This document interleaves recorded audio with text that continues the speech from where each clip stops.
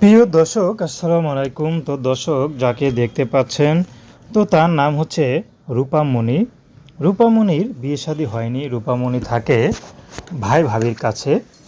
তো ভাই আগে যেমনই দেখতে পারতো, কিন্তু বিয়ের পর রূপামণিকে দেখতে পারে না। তার মধ্যে ভাবি শুধু সারাদিন কুটনামিই করে। রূপামণি সারাদিন ঘরে শত কাজ করে, তারপর তার নাম হয় না। উল্টো ভাইয়ের কাছে নালিশ দেয় যে সারা সব কাজ নাকি ভাবিই করেছে। তো রূপামণি খুব কষ্ট পায়, কী করবে, কিছু বলার নেই। তো তার ভাবি চাচ্ছে না রূপামণিকে এখানে রাখতে, কিন্তু বিয়েরও ঘর আসে না। যদিও আসে, অনেক টাকা যৌতুক চায়।